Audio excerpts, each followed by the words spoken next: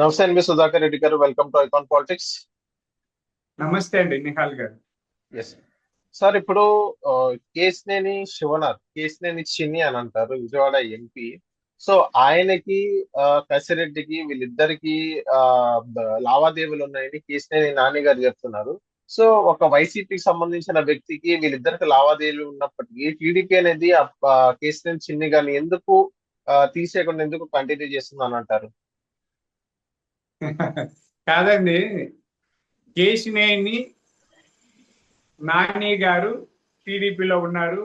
ఆయన కూడా ఇప్పుడు ఎంపీగా ఎన్నికయ్యారు, చేశారు. ఆ తర్వాత ఆయన విపరీత ధోరణి వల్ల బయటికి వెళ్ళారు, వైసీపీలో చేరారు, ఏదో అయ్యారు. వాళ్ళ తమ్ముడు చిన్నీని పార్టీలో కొద్ది ప్రాధాన్యత ఇచ్చి ఎంపీ టికెట్ ఇచ్చి గెలిపించుకున్నాం. ఇది అందరికీ తెలిసిన వాస్తవం. కసిరెడ్డి రాజశేఖర్ ఒక క్రిమినల్ కింద లెక్కండి. ఆయన మద్యం సిండికేట్లో ఆరితేరిన వ్యక్తి. జగన్మోహన్ రెడ్డి గారికి నమ్మిన పట్టుగా ఉండి ఇవన్నీ చేశాడు, అందరికి తెలిసి ఆయన అరెస్ట్ కావడం ఇవన్నీ తెలుసు. అంటే ఆ లిక్కర్ స్కామ్ చాలా భారీ ఎత్తున జరిగింది. అయితే ఎప్పుడో కలుస్తా అంటాడు రాజకీయాల్లో, అన్ని పార్టీలలో ఎక్కడో ఫంక్షన్ లోనే ఇంకో చోట కలుస్తుంటాం, షేక్ హ్యాండ్ ఇస్తుంటాం, కౌగిలించుకుంటూ ఇవి చేస్తుంటాం. ఇది హ్యూమన్ రిలేషన్స్ అంటాం. అంటే మానవ సంబంధాలని ఎక్కడ కూడా దెబ్బతీవి. రాజకీయాల్లో ఉండొచ్చు కానీ ఎవరు వచ్చినా ఇట్లా ఫోటోలు చాలా దొరుకుతాయి, లేదా ఇంకొకప్పుడు ఎక్కడో ఉండడము, కలవడము. ఈ ఫోటోలు తీసుకుని ఆయనతో సంబంధం ఉందంటే తప్పండి. ఇప్పుడు ఒక నేరస్తుడు వస్తాడండి ఓ రాజకీయ నాయకుడి దగ్గరికి, మర్డర్ చేసి ఉంటారు నిన్న. అతను ఏమి తెలియదు కదా. ఒక పెద్ద నాయకులు వస్తే, ముఖ్యమంత్రి చంద్రబాబు నాయుడు గారు వస్తే కూడా దండం పెట్టచ్చు.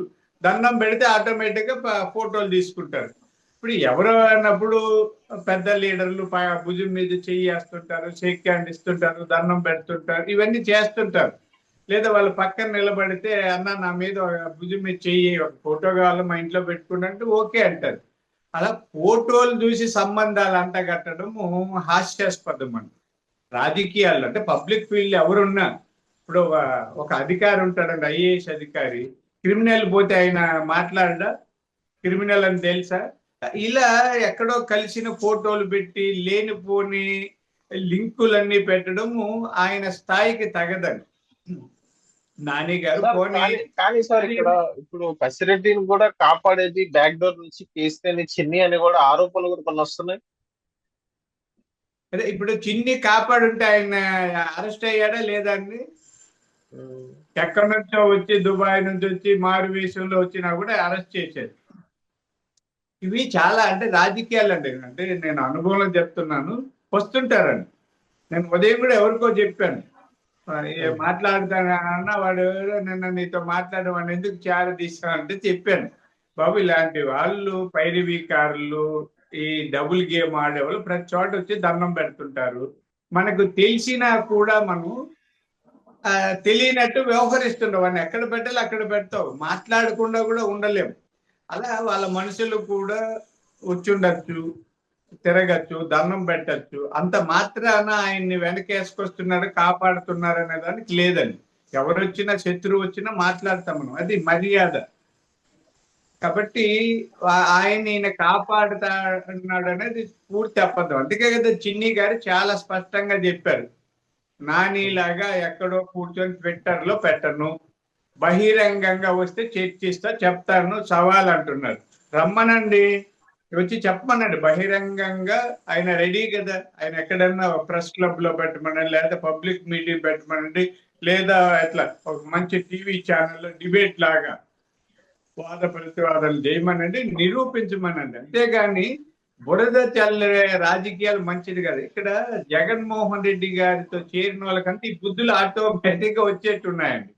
లేనివన్నీ అబద్ధాలు చెప్పడం నీ ఇష్టం. అంటే నేను పేరు చెప్పగలను, మాకు ఒక నాయకుడు ఉన్నారు, ఒకసారి పేరు వదిలేండి బాగుండదు, పివి నరసింహారావు గారు 5,000 కోట్ల స్వాహా చేశారని స్టేట్మెంట్ ఇచ్చాడండి. నేను అప్పుడు జర్నలిస్ట్ని, ఓకే. అడిగాను ఆయన్ని.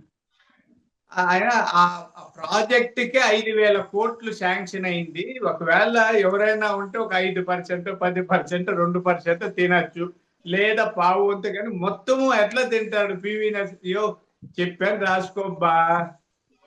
అవునా కాదు వాళ్ళు చెప్పుకుంటారు, నాదేం పోయా. మనం రాజకీయాలు అన్ని నిజాలు చెప్పం కదా. వార్త సెన్సేషన్ కావాలి చెప్పిన, ఇది తప్పు అయితే వాళ్ళు చెప్పుకోమని పోతున్నారు. ఆయన కూడా మంత్రి చేశాడు, అన్ని చేశాడు మా మా జిల్లాలో. అంటే ఇది మీకు ఎందుకు చెప్తున్నానంటే, ఏదో ఒక ఆరోపణ చేసేసి వెళ్తుంటే పొలిటికల్ గా అది డిఫార్మేషన్ కిందకు కూడా రాదండి, పరువు నష్టం కిందకు కూడా రాదు. ఎందుకంటే ఇది పబ్లిక్ ఇంట్రెస్ట్ తో నేను చేశాను అనేది ఒకే ఒక మాట వీళ్ళని కాపాడుతుంది. అంటే ప్రజల సంక్షేమం కోసం అవినీతి అక్రమాల మీద నేను పోరాడుతున్నాను, నా దగ్గర ఏమి లెక్కలు లేవు, నేను నలుగురి దగ్గర సమాచారం సేకరించి ఈ మాట చెప్పాను, ఆయన మీద నాకు వ్యక్తిగత కక్ష లేదు అనేది కోర్టుకు చెప్తే అది పరువు నష్టం కిందకి రాదు.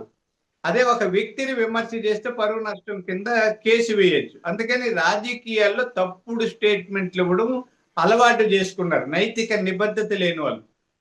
పాత రోజుల్లో అలా కాదండి, డేటా ఉండి నిఖార్సుగా చెప్తేనే రాస్తారు రిపోర్టర్లు కూడా. నేను కూడా ఇప్పటికీ రిపోర్టర్నే, నేను కూడా కాలమిస్ట్ని. మాకెవరైనా రాస్తే దీనికి ఆధారాలు ఉన్నాయా, నువ్వు పలానా అధికారి మీద ఆరోపణలు రాస్తున్నావు, ఆయన అభిప్రాయం కూడా ఒకసారి అడిగి కింద రాయి, ఇది ఇలా ఉండగా ఆయన అడిగితే ఇలా చెప్పారని రాయండి. ఏకపక్షంగా వార్తలు రాయకూడదు, స్టేట్మెంట్లు ఇవ్వకూడదు అనే నియమాలు మా రోజుల్లో ఉండేటివి. మా రోజుల్లో అంటే నా చిన్నప్పుడు. ఇప్పుడు ఇలా సిగ్గు విడిచి అబద్ధాలు చెప్పడం, మరి సోషల్ మీడియా వచ్చిన పోస్ట్ పెట్టేస్తే గందరగోళం అవుతుంది. కాబట్టి ఇక్కడ చిన్ని పర్ఫెక్ట్ గా ఉన్నారు. ఆయన ఎవరితోనూ మా వ్యతిరేక వర్గాలు, పార్టీ వ్యతిరేక వర్గాలు, అవినీతి పరులతో ఆయన ఎప్పుడు లాలూజీ పడలేదు, సహాయం చేసే ప్రయత్నం చేయలేదు. నాని గారు బురద జల్లే పనిలో ఉన్నారు, ఇంకా ఆయన మారితే మంచిది. కానీ అదే ఆయన అన్నకి తెలుసు కదా సార్, తమ్ముడు ఎలాంటి ఎవరితో తిరుగుతున్నాడో, ఎలాంటి లావాదేవీలు చేస్తున్నాడు. సో అలాంటి ఇన్ఫర్మేషన్ కేసీఆర్ నాని దగ్గర ఉండి ఇప్పుడు చిన్ని గారి మీద చెప్పించారు అని చెప్పొచ్చుగా. అది ఉంటే బహిరంగంగా చెప్పమంటున్నారు కదండి. చిన్ని బహిరంగంగా చెప్పు, ఏడో ట్విట్టర్ లో మూల కూర్చొని చెప్పేది విషయాలు తమ్ముడికి కొన్ని తెలియచ్చు, కొన్ని అది వేరండి. ఎవరికి తెలియదు. తండ్రి కొడుకుల విషయాలు కూడా ఒకే ఇంట్లో ఉన్న వాళ్ళ విషయాలు తెలియకపోవచ్చు. అన్ని చెప్పి చేయము కదా. ఎవరు కూడా ఎవరు ఇంట్లో భార్యకు కూడా చెప్పకుండా చేస్తుంటారు. కొన్ని విషయాలు అయితే ఎవరికి కూడా చెప్పరు, అది వేరు. అన్ని అన్నకు తెలుస్తాయి, అన్న విషయాలు తమ్ముడికి తెలుస్తాయి అనేది అబద్ధాలు, అది ఎవరు ఒప్పుకోము. తెలిసి ఉంటే బహిరంగ పరచమనండి, చెప్పమనండి, రమ్మనండి బయటికి. అంతేగాని ఎక్కడో కూర్చొని ట్విట్టర్ యుద్ధాలు మంచిది కాదండి. సత్తా ఉంటే, దమ్ముంటే నాని బహిరంగంగా వచ్చి రుజువు చేయమనండి. Okay. So thank you sir, మైకాన్ పాలిటిక్స్ వచ్చినందుకు.